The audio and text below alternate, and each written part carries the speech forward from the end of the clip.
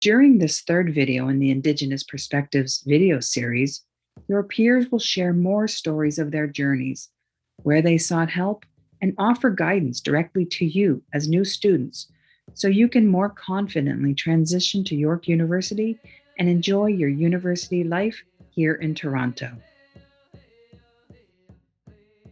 When I think about people who provided a lot of guidance for me throughout my academic journey through Teachers College and through my Bachelor of Science, one of the people who really stands out for me is Bixchelle Bennett, and she was one of our professors in Waban and our practicum facilitator.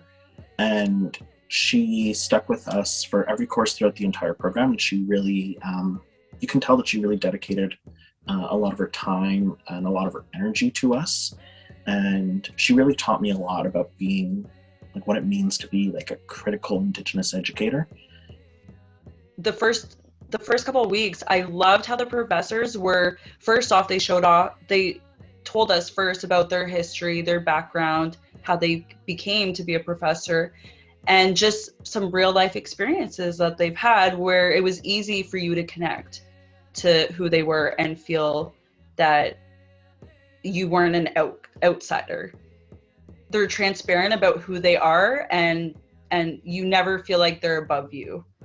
They're always there to guide you, to go through the process with you, and to encourage you. I had a couple different mentors. Most of them were professors, just because I found that was the easiest thing to access, especially not knowing where to go. But they really helped me a lot, not only academically, but also just sort of as a friend or someone you could come to with your problems, and then they could point you into the direction of the resource that you need.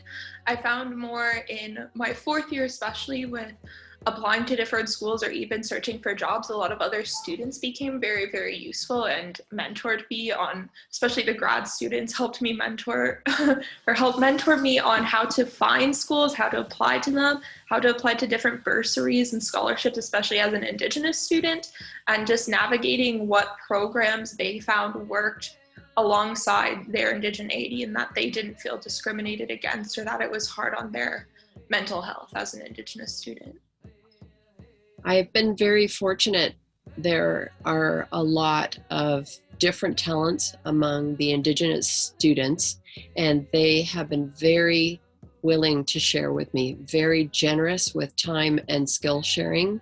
And I felt welcome unconditionally when I first began, and that was excellent. So problem solving, practical help, advice, both from the students and from the staff.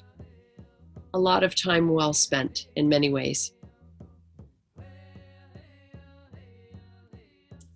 When I think about leadership and how that relates to me, especially in an Indigenous context, I think about the role of responsibility. What does responsibility mean for me as a Indigenous educator, right? So my responsibility is not only just to educate my students, but it's also to support them in them working towards their own goals, right? Everybody has their own different goals, their own different lived experience. So my responsibility as an educator is to support them to getting to that point, right? So that's one of the things that kind of help guide me, right? Overall, just being in the program has really motivated people around me, like friends and family, to be like, oh, if she can, go to school at this age with 2 kids and looking at her past history and how much she has gone through or things that she's overcame, if she can be in school to do this, then I can be anything. And I find that even within our classroom, with our classmates, that all of us give a little bit of each other a little bit of guidance. I will say that one of the obstacles that I've found in the general population and with my art classes is being an older person. And sometimes that isn't a favorable quality when socializing in an art class. But in Indigenous culture, we older women have a special place often, and I didn't have to come up against a barrier that way. I was accepted. So in terms, and another cultural feature is that everyone has something to offer, and we learn from one another no matter what age. So the discussions around the table in the student Thunderbird room in KISS were always lively. If we weren't quiet and studying, there was very interesting, if not provocative, conversation going on from all kinds of students taking all kinds of classes. And I miss that very much right now in COVID.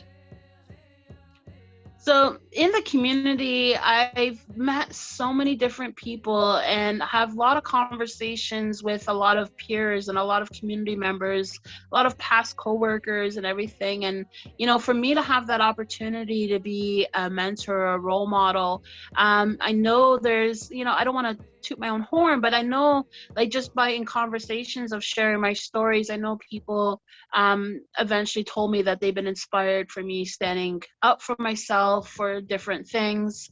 But recently, I'm really proud to say that my nephew has been recently accepted into George Brown 3-year program for game development.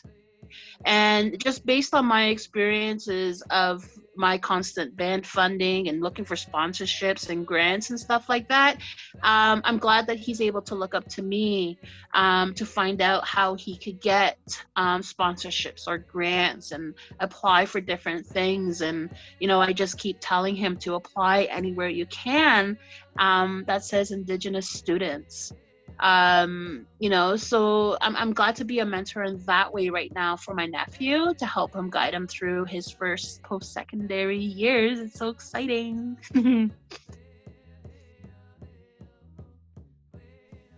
Something I wish I knew before coming to York University was how university works, and I mean sort of the grading system and how to balance school and your own life and not let school take over your life.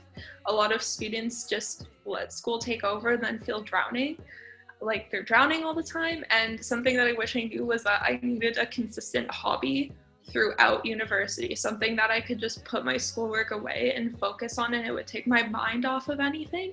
So it was something that I would have to work with my hands a lot, and it would be so much like working with my hands that I'd have to constantly think about it, so I couldn't worry about anything else. So beading, especially that I got into this year, was really, really helpful for that, and I wish that I got into it a lot earlier. But that was something that I really wish I knew, was how to balance more. I wish I knew how different it would have been compared to high school. So in high school, your marks are made up of like tests and assignments, and there's no real big marks in high school for the most part. The most that you might get in high school is maybe like 15 or 10% test, right? However, in some classes at York, you could get tests that are 100% of your mark. It can be like a all or nothing test. Like, that's how that course can end up being structured. And I wish I would have known how different that would have been from high school. And that was definitely one of the biggest learning curves, is learning how marks are added up in university and how different things like participation are taken into consideration, or lab components, or group projects are taken into your marking scheme. It's very different from what I experienced in high school. Coming to York University, I wish I knew kind of how to work the library system. You know, I'm really good at doing things online and searching for articles online, using the online libraries that York University offers as well. I was really good at Googling and searching all those different things. But to actually step foot in the libraries, it was overwhelming, and I didn't know where to start. And I just kind of, when I first went into the library, I had a really bad, overwhelming anxiety feeling, and I didn't like it because I just got lost. And I just felt more comfortable. And then once I learned about the online stuff, I felt more comfortable doing it that way. I might have missed out on a lot of amazing resources and a lot of amazing content on the hard copy books. So I really wish that I actually reached out for the help on how to navigate the library in person. So don't be afraid to ask for that help. I kind of felt silly to say, how does this work? So don't feel silly. Just go ask questions and find out, because you might be missing an amazing opportunity like I felt like I did. There are places to get help for problems, and you can resource more experienced students, not just the Indigenous Center, but the mature. So I've had issues that I have taken to the Mature Center and been helped with also. So there are ways to solve things, and not everything has one way to solve it also. Something I would have told my younger self before coming to York was to start more open-minded. I would probably tell myself the need of reaching out to people for help and support is probably the best thing you can do when you feel it's needed. I feel as well, one of the better things you can do is realize that you're not alone. And maybe if you talk to people within your program about how you feel, they might share the same feeling that you have. And then through that, you can recognize that you're not alone. And in fact, you probably have at least a handful of people in your class thinking the exact same way as you. The one piece of advice I think I would give to, or actually there's two kind of pieces of advice to incoming Indigenous students. One, connect with the Indigenous community on campus. Go to the Center of Indigenous Student Services, meet the folks there, meet the folks at ISA, make some friends, but also learn your academic calendar like through and through. Like understand what courses you need to do in your first, second, third, fourth year, and create like an Excel document for that. And so you can really like plan out what you need to do so you can graduate on time or move things around if you need. And that also allows you to look at minors, right? Or look at certificate programs early on. So if you understand your academic calendar and you can plan accordingly, you can do so much with your time at York. It's just about learning your what your degree requirements are, what the restrictions are in place, and learning how to work around those and work with them. So that is key for making York, making your time at York the best that it can be. Some advice that I would give to a new Indigenous student coming to York is not only to reach out, but check in with yourself and make sure that you are keeping yourself as a priority and not your schoolwork.